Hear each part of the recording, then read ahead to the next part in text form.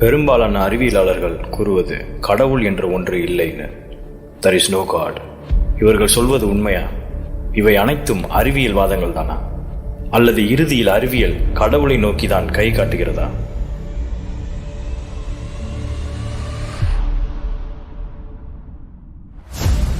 Johannes Kepler, Robert Boyle, Isaac Newton வரைக்கும் எல்லாருமே கடவுள் நம்பிக்கையோட இருந்தவங்க தான்.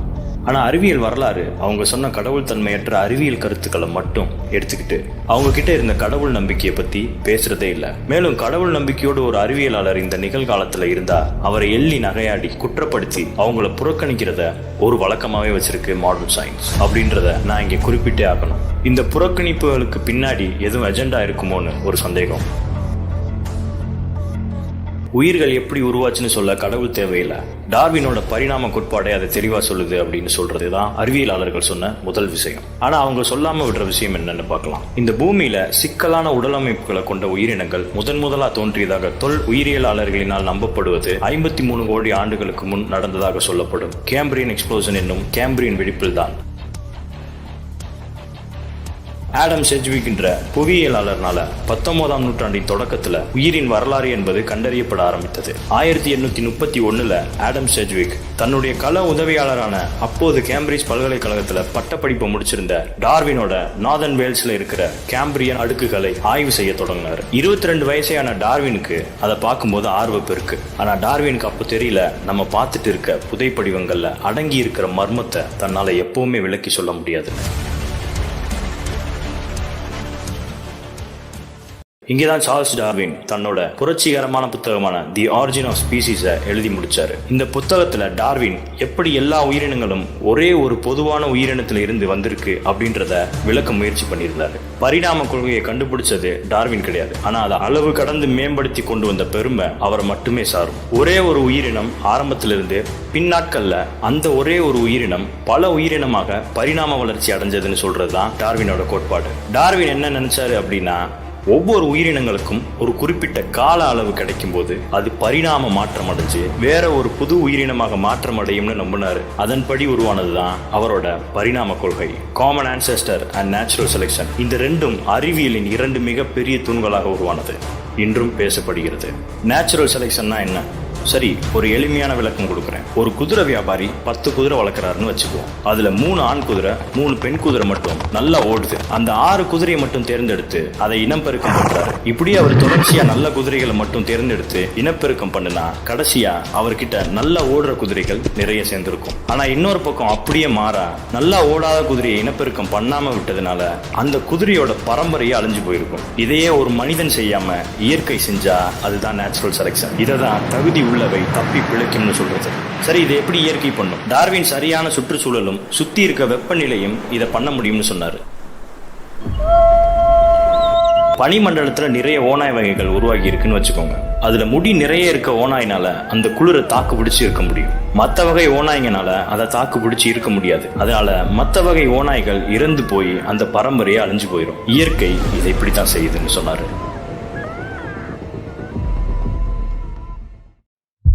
சார்ல்ஸ் டார்வின் கோட்பாடு ரொம்ப அருமையா கருதப்பட்டாலும் டார்வினால ஒரு மிகப்பெரிய பிரச்சனையை அதுல பார்க்க முடிஞ்சது. அந்த பிரச்சனை தான் கேம்பிரியன் ஃபாசில் ரெக்கார்டு. ஃபாசில்னா என்னன்னு சின்னதா புரியுற மாதிரி பார்க்கலாம். ஒரு தாவரமோ வேறு வகை உயிரினமோ இறந்து அது சகதியில அல்லது வண்டல் மண்ணிலையோ புதைப்பட்டு பல லட்சம் ஆண்டுகளுக்கு பிறகு அதுல இருக்க சதைகள் மற்றும் பிற விஷயங்கள் சிதைவடைஞ்சு இறந்து போன அந்த உயிரினத்தின் புதைப்படிவம் மட்டும் நமக்கு கிடைக்கும், சில எலும்புகளோடு அல்லது சில உடல் பாகங்களோடு. அதுதான் ஃபாசில்னு சொல்லுவாங்க. அது ஒரு கால் தடம் மாதிரி. இந்த மாதிரி ஒவ்வொரு காலகட்டங்கள்ல உருவான ஒவ்வொரு மண் அடுக்குகள்ல அடியில இருக்க மண் தான் பழையதா இருக்க முடியும் இல்லையா? அதுக்கு மேல இருக்க அடுக்குகள் அடுத்தடுத்து உருவாக்கி இருக்கும். இப்படி இருக்க மண் அடுக்குகள்ல கிடைக்கிற ஃபாசிலை வச்சு ஜியாலஜிக்கல் டேட்டை முடிவு பண்ணுவாங்க. அதுல எந்த உயிரினம் எந்த காலகட்டங்கள்ல வாழ்ந்திருக்கு, எதன் பின் எது உருவாகி இருக்கு, எந்த உயிரினத்துக்கும் அடுத்தடுத்த சம்பந்தம் இருக்குன்னு பார்த்து ஒவ்வொன்றையும் மற்ற உயிரினங்களோடு கனெக்ட் பண்ணுவாங்க. இந்த உயிரினம் இந்த உயிரினமாக பரிணாம வளர்ச்சி அடைஞ்சிருக்குன்னு முடிவு பண்ணுவாங்க. கேம்பிரியன்ல கண்டுபிடிக்கப்பட்ட அப்படிப்பட்ட ஃபாசில் தான் டார்வினை ரொம்ப தொந்தரவு பண்ண விஷயம். அப்படி என்ன பிரச்சனை இருந்துச்சு? அதுல ஒவ்வொரு உயிரினத்தையும் தனித்தனி குடும்பங்களாகவும் அதை ஒவ்வொரு கால அளவுலையும் கொண்டு வந்தாரு டார்வின். ஆனா இந்த கேம்பிரியன் ஃபாசில்ஸ் தான் இருக்கிறதுலயே பழமையான லேயர்ல இருந்து எடுக்கப்பட்டது. அதாவது முதலில் கிடைத்த ரொம்ப சிக்கலான உடலமைப்புகளை உடைய உயிரினம். இந்த உயிரினம் முன்ன எந்த முன்னோர்களோடையும் கனெக்ட் ஆகாம திடீர்னு வந்த மாதிரி இருந்தது.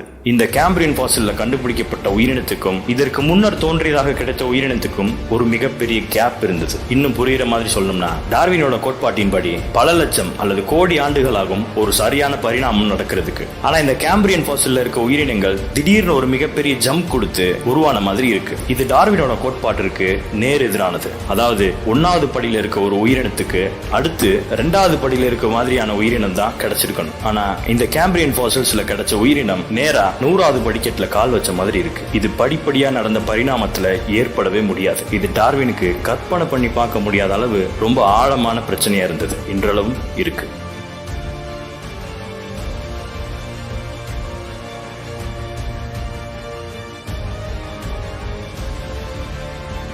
டார்வின் என்ன நம்பினார்னா, தன்னோட தியரி உண்மையா இருந்துச்சுன்னா இந்த கேம்பிரியன் அடுக்குக்கு கீழே இருக்க அடுக்குகள்ல கிடைக்கிற ஃபாசில்ஸ் சின்ன சின்ன உயிரினங்களாக இருந்து பெரிய சிக்கலான உடலமைப்புகளை கொண்ட உயிரினங்களாக படிப்படியா உருவாகி இருக்கணும். அந்த உயிரினங்களை உருவாக்கும் இயற்கையின் முயற்சியில நிறைய ஃபெயில்டு எக்ஸ்பெரிமெண்ட் நடந்திருக்கணும் அப்படின்னு சொன்னாரு. உதாரணத்துக்கு உயிரினங்கள் தேவையில்லாத ஆர்கன்ஸோட உருவாக்கி இறந்து பிறகு இயற்கையின் ஒவ்வொரு முயற்சியிலும் ஒரு உயிரினத்துக்கு தேவையான அமைப்புகளோடு மட்டும் மாறி இருக்கலாம். ஒரு 90% 99% தேவையான அமைப்புகளோடு மட்டும். ஃபெயில்டு பயாலஜிக்கல் எக்ஸ்பெரிமெண்ட்னு சொல்லுவாங்க. அதாவது ஒரு மீனை உருவாக்க இயற்கை 5 கண்களோடு உருவாக்கி இருக்கலாம், பிறகு 3 கண்களாக்கி பிறகு தேவையான 2 கண்களுக்கு மட்டும் வந்திருக்கலாம். அந்த மாதிரி ஃபெயில்டு பயாலஜிக்கல் எக்ஸ்பெரிமெண்ட் நடந்திருக்கணும். அப்போ இந்த கேம்பிரியனுக்கு கீழே இந்த மாதிரி failed and successful biological experiment நடந்து அந்த உயிரினங்களோட புதைப்படிவங்களும் கிடைக்க பெறணும். அப்பேற்பட்ட ஒரு எவிடன்ஸ் கிடைச்சா டார்வினோட தியரிய எந்த கொம்பனாலையும் ஒண்ணும் பண்ண முடியாது.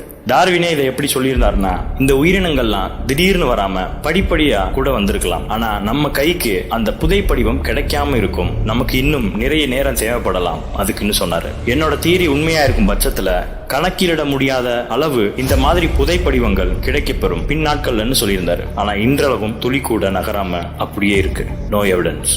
Richard Dawkins the famous biologist என்ன சொல்றாருன்னா, இது படிப்படியா தான் வந்திருக்கு அப்படின்னு சொல்லி அதுக்கு ஒரு மெட்டஃபாரும் வச்சிருக்காரு எக்ஸ்பிளைன் பண்ண. கிளைம்பிங் மவுண்ட் இம்ப்ராபபிள்னு. அதாவது இந்த பக்கம் இருந்து பார்த்தா மலையோட உயரம் இப்படி ஒரே லீப்ல போயிருக்க சான்ஸ் இல்லைன்னு தான் தோணும். ஆனா அந்த பக்கம் பார்த்தா தெரியும் இந்த மேடு படிப்படியா எப்படி ஒவ்வொரு சின்ன சின்ன மாற்றங்களோடு உருவாகி இருக்குன்னு சொல்றாரு. தியரி படி இந்த ஒவ்வொரு படிக்கட்டும் ஜீன்லையும் அதோட புரோட்டீன் ப்ராடக்ட்லயும் நடந்த சின்ன சின்ன மாற்றங்களை சொல்லுதுன்னு சொன்னாரு. ஆனா கேம்பிரியன் எக்ஸ்ப்ளோஷன்ல உருவான சிக்கலான உடலமைப்பை கொண்ட உயிரினம் மாதிரி, அதாவது ட்ரைலோபாய்ட்ஸ் மாதிரி கூட உருவாகி இருக்க வேணாம். அந்த குறிப்பிட்ட கால அளவுல ஒரே ஒரு ஜீன் ஒரே ஒரு புரோட்டீனாவது உருவாகி இருக்க முடியுமான்னு 1992 மாலிகுலர் பயாலஜிஸ்ட் டாக்காக்ஸ் இந்த கேள்வியை ஆய்வு செஞ்சாரு. அதுல அவர் சொல்ற முடிவு தான், இயற்கையில இருக்க ஆயிரக்கணக்கான புரோட்டீன்கள் 20 விதமான அமினோ ஆசிட்னால ஒரு சங்கிலி பிணைப்போடு உருவாக்கப்படுபவை. சரியான கலவைகளோட இந்த பிணைப்பு ஏற்பட்டா மட்டும் அது ஒரு 3 டைமென்ஷனல் மாலிகுலா ஃபோல்ட் ஆயிருக்கும். ஒருவேளை இந்த அமினோ ஆசிட் சரியான பொருத்தத்தில் அமையாட்டி எந்த ஒரு புரோட்டீனும் ஃபார்ம் ஆகாது.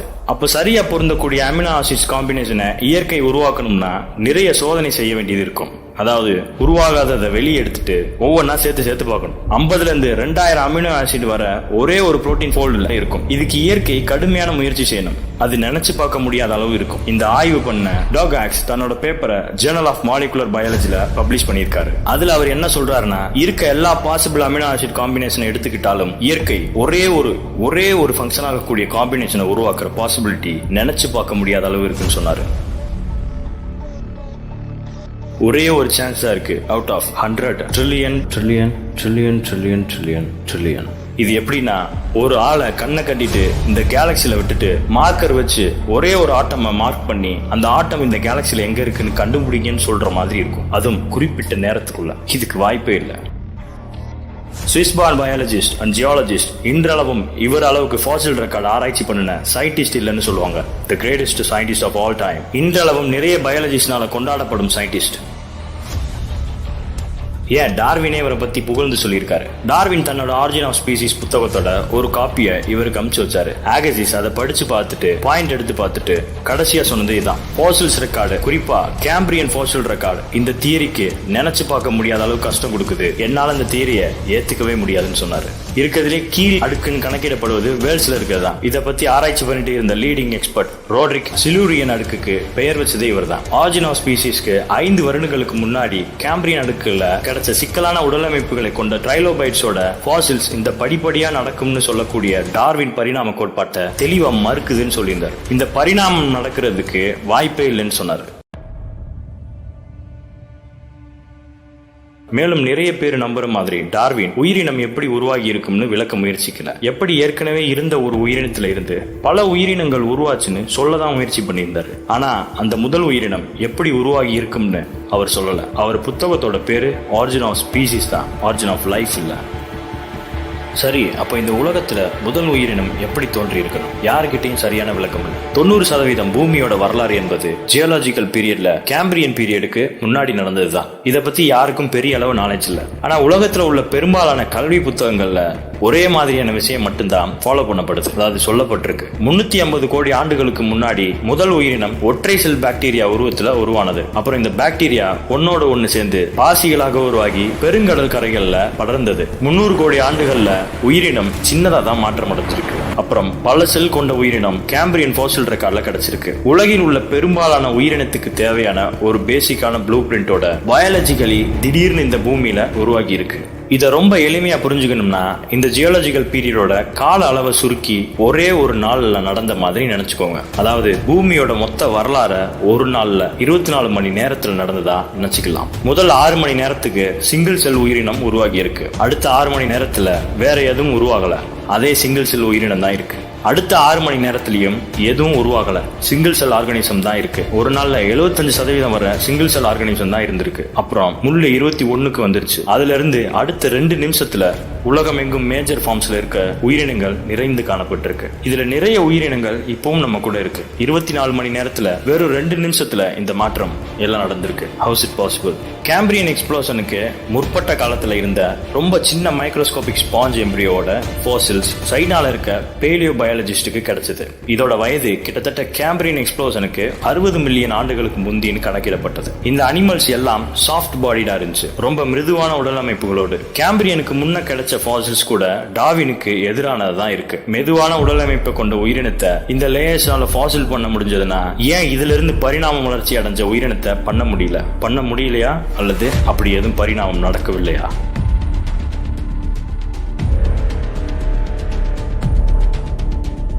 Natura non facit saltus, டார்வினோட ஃபேமஸ் ஃப்ரேஸ். இங்கிலீஷ்ல அப்படின்னா நேச்சர் டசன்ட் மேக் சடன் லீப்ஸ்னு சொல்லுவாங்க. திடீர்னு இயற்கையினால அப்படி ஒரு விஷயத்தை உருவாக்க முடியாதுன்னு அர்த்தம். ஒருவேளை அப்படிப்பட்ட ஒரு சடன் அப்பியரன்ஸ் இயற்கையில நம்ம பார்த்தோமே ஆனால் அது ஒரு ஸ்பெஷல் கிரியேஷனுக்கு தான் வழிவகுக்கும்னு சொல்லியிருக்காரு டார்வின். அப்படின்னா கடவுளை கை காட்டுறதுன்னு அர்த்தம். அப்படி ஒரு சடன் அப்பியரன்ஸை தான் நம்ம கேம்பிரியன் எக்ஸ்ப்ளோஷன்ல பார்க்கிறோம். ஃபைலான்னு சொல்லுவாங்க. ஒரு பேசிக் பாடி பிளானை வச்சு நிறைய அனிமல்ஸை வகைப்படுத்துவாங்க ஒவ்வொரு குடும்பத்துக்குள்ள. அப்படி பார்த்தா 20 மேற்பட்ட மேஜர் ஃபைலம் கேட்டகரி இதுவரை இந்த பூமியில இல்லாம இருந்த கேட்டகரி திடீர்னு முதல் முறையா இந்த கேம்பிரியன் எக்ஸ்ப்ளோஷன்ல தான் உருவாக்கி இருக்கு. Most of the major body plans are present in Cambrian explosion. ஒரு கிராஃப் எடுத்து டார்வின் சொல்ற பரிணாம வளர்ச்சியை வரைஞ்சோம்னா முதல் 1, அப்புறம் 2, அப்புறம் 4, அப்புறம் 8ன்னு போகணும். ஆனா உண்மை அப்படி இல்ல. நமக்கு கிடைச்ச எவிடன்ஸ் படி வரைஞ்சா கீழ இருந்து வந்த கிராஃப் திடீர்னு மேல போயிட்டு அப்புறம் அப்படியே ஸ்லோவான மாதிரி இருக்கு. இன்னைக்கு நம்ம பார்க்கக்கூடிய பெரும்பாலான அனிமல் பாடி பிளான்ஸ் இந்த கேம்பிரியன் பீரியட்ல கிடைச்சதோட மேட்ச் ஆகுது. எதுவும் படிப்படியா முன்னேறி வந்த மாதிரியே இல்ல. இது டார்வின் பிக்சர் ஆஃப் ஹிஸ்டரிக்கு நேர் எதிரா நிக்குது. டார்வினோட தியரி உயிர்களின் பரிணாமத்தை ஒரு மரம் மாதிரி சொல்லுது, ட்ரீ ஆஃப் லைஃப் இந்த மாதிரி. ஆனா ரியல் லைஃப்ல நமக்கு கிடைச்ச எவிடன்ஸ் என்ன சொல்லுதுன்னா இதுல இருந்தா இருக்கு, இதுக்கு கீழே இருக்கதை காணோம். ஃபாசில் ரெக்கார்ட் ஒரு கதை சொல்லுது, டார்வினோட தியரி வேற ஒரு கதை சொல்லுது. இந்த பேட்டர்ன் கடைசி வரை இப்படி இருந்ததுன்னா கண்டிப்பா அது என் தியரியை தவறானதுதான் சொல்லுதுன்னு அர்த்தம்னு டார்வின் சொல்லியிருந்தாரு.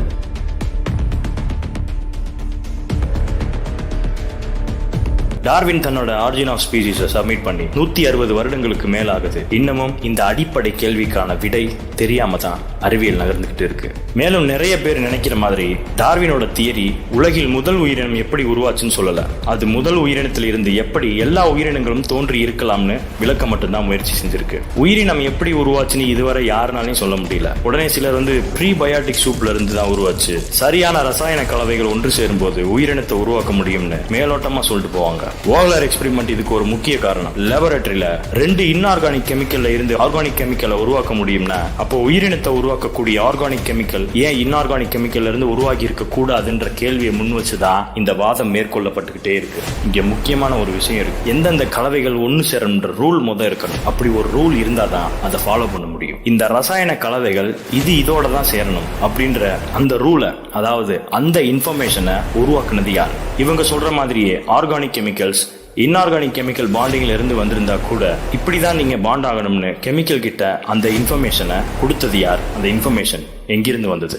February 28, 1953 கேம்பிரிட்ஜ் யூனிவர்சிட்டி சயின்டிஸ்டான வாட்சன் கிரிக் ஸ்பெக்டாகுலர் டிஸ்கவரி ஒண்ணு பண்றாங்க. டிஎன்ஏவோட டபுள் ஹெலிக்ஸ் ஸ்ட்ரக்சரை கண்டுபிடிச்சு இதுலதான் அடுத்த பரம்பரைக்கு கடத்த வேண்டிய தகவல்கள் ஸ்டோர் ஆகி இருக்குன்னு இந்த உலகத்துக்கு சொல்றாங்க. இன்ஃபர்மேஷன் டிஜிட்டல் ஸ்டைல்ல ஸ்டோர் ஆகி இருக்குன்னு சொன்னாங்க. உதாரணத்துக்கு இந்த பைனரி நம்பரை பார்க்க உங்களுக்கு எதுவுமே தெரியாது, ஆனா இதை கம்ப்யூட்டர்னால வாசிக்க முடியும். இதை அப்படியே போட்டா இதுல என்ன வேர்டிங்ஸ் இருக்குன்னு தெரிஞ்சுக்கலாம்.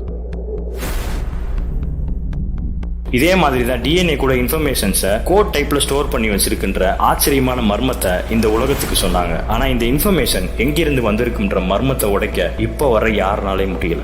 ஒரு உயிரினம் பரிணாமம் அடையணும்னா அதுக்கு புது இன்ஃபர்மேஷன் ஒன்று வேணும். அந்த இன்ஃபர்மேஷன் படிதான் உடல்கள்ல மாற்றங்கள் நிகழும். சரி, இப்போ இதுக்கு ஆர்டிபிஷியல் இன்டெலிஜென்ட் எடுத்துக்கலாம். ஏஐ தனக்கு தானே தான் கத்துக்குது, தனக்கு தானே தான் தன்னை அப்டேட் பண்ணிக்குது புதுசா. அதே மாதிரி இயற்கை ஏன் பண்ணக்கூடாதுன்னு உங்களுக்கு ஒரு கேள்வி வரலாம். தாராளமா உயிரினம் தனக்கு தானே அப்டேட் செஞ்சுக்கலாம். ஆனா இங்க கவனிக்க வேண்டிய விஷயம், ஏஐக்கு ஒரு கமாண்ட் கொடுக்கப்பட்டு ஒரு கோடு உருவாக்கப்பட்டு அந்த கோடு படிதான் அந்த ஆர்டிபிஷியல் இன்டெலிஜென்ஸ் செயல்படுது இல்லையா? அந்த இன்ஃபர்மேஷன் தானா உருவாகல, அந்த இன்ஃபர்மேஷனை ஏஐக்கு கொடுத்தது மனிதர்கள். அப்போ இதே மாதிரி ஒரு ரூல் இருக்கணும். அந்த ரூலை ஒருத்தர் உருவாக்கி இருக்கணும். அங்க இருந்து தான் இந்த இன்ஃபர்மேஷன் உருவாகி டிரான்ஸ்பர் ஆகியிருக்கணும். அந்த இன்ஃபர்மேஷனை உருவாக்கி டிரான்ஸ்பர் பண்ண அந்த ஒரு விஷயத்தை தான் கடவுளா மட்டுமே இருக்க முடியும்னு சொல்றேன்.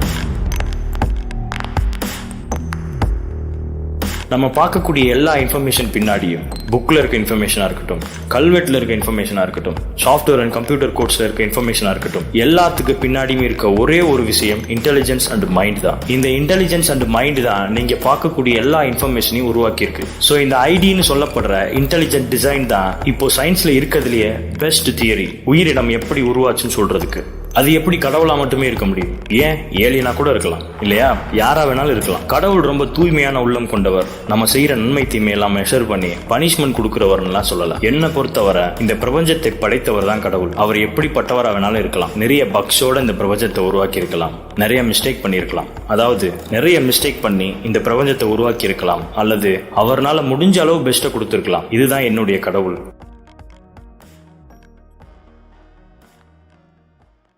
கடைசியில் அறிவியல் ரிலீஜியன்ஸ் என்ன சொல்லுச்சோ அந்த விஷயத்துக்கிட்ட வந்து நிக்கிற மாதிரி இருக்கு. இன்னொன்னு, ஃபியூச்சரை ப்ரெடிக்ட் பண்றது முடியாது, அந்த மாதிரி விஷயங்கள்லாம் பொய்ன்னு சொல்றாங்க. பட் அதுக்கு சயின்ஸ் எந்த அளவு பாசிபிலிட்டி கொடுத்துருக்குன்னு பார்த்தா நினைச்சு பார்க்க முடியாத அளவு இருக்கு. ஈஸியா ப்ரெடிக்ட் பண்ணலாம்னு அறிவியலே சொல்லுது. கிளாசிக்கல் பிசிக்ஸான ஐன்ஸ்டைன் ஜெனரல் ரிலேட்டிவிட்டியில ஒரு நபரை எதிர்காலத்துக்கு கால பயணம் மேற்கொள்ளவே அனுமதிக்குது. Physicist Michio Kaku, the co-founder of string theory, time travel is possible but it's an engineering ப்ராப்ளம்னு சொல்லியிருக்காரு. ஒரு நபரை எதிர்காலத்துக்கு கால பயணம் மேற்கொள்ளவே அறிவியல் அனுமதிக்கும் போது அந்த எதிர்காலத்தை கணக்கிடுறதுன்றது அதுல 0.1% கூட இல்ல. கடைசியில அறிவியலும் ஃபியூச்சரை ப்ரெடிக்ட் பண்ணலாம் போலன்ற இடத்துக்கு வந்து நிக்குது. Living in a simulation. He's not the only person that theorizes this. Basically, we're in a video game being controlled by higher beings, and we're all just like in Super Mario Brothers. Yes, I wish I had a good argument against that hypothesis, and I do not.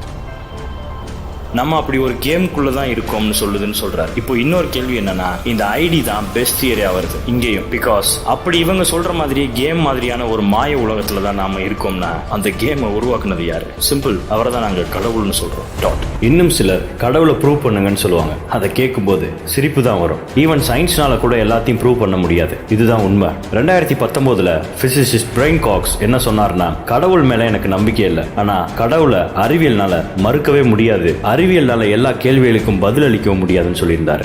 And so I genuinely think that science does not rule out the existence of a creator. Science does not rule out the existence of a creator by definition, because we don't know how the universe began. Full stop.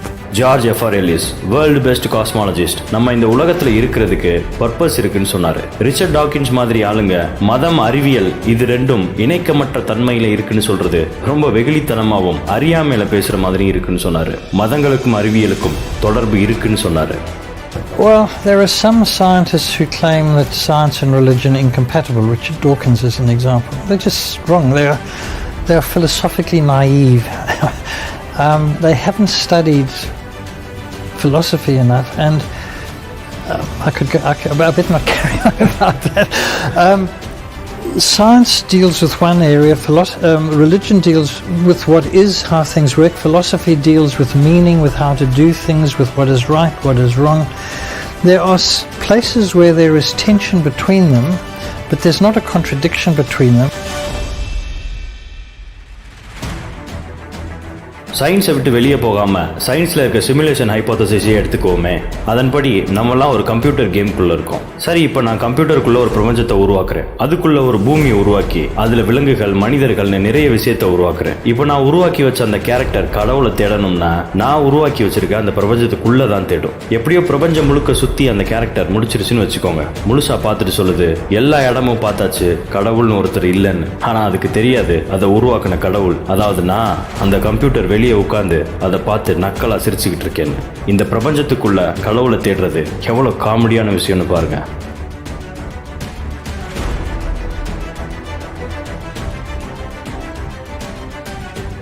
Intelligent design, அதாவது கடவுளோட படைப்புக்கு support பண்ற scientific papers ஜேர்னல்ல publish ஆகி intelligent design theory அறிவியல் உள்ள நுழைஞ்சு ரொம்ப வருஷம் ஆகுது. அப்படி இருந்த இன்டெலிஜென்ட் டிசைன் தியரிய இன்னும் சயின்ஸ் இல்லைன்னு சொல்லிட்டு திரியிற கூட்டம் இருக்கதான் செய்யுது. அவங்களெல்லாம் பார்க்கும்போது ஜார்ஜ் எஃப்ஆர் எல்லிஸ் சொல்ற மாதிரி பாவமா வெகுளித்தனமாவும் இருக்கு. They are scientifically and philosophically naive.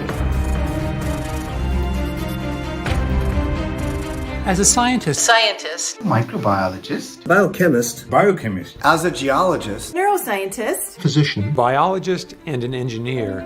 I think there is overwhelming evidence for intelligent design in nature.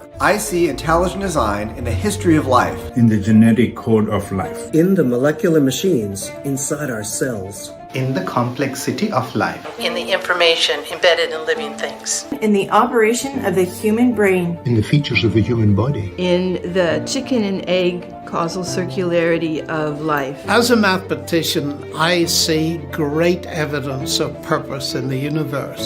As a molecular biologist, I see evidence for design everywhere I look, pretty much. Nature is incomprehensible without inference to purpose and to intelligent design.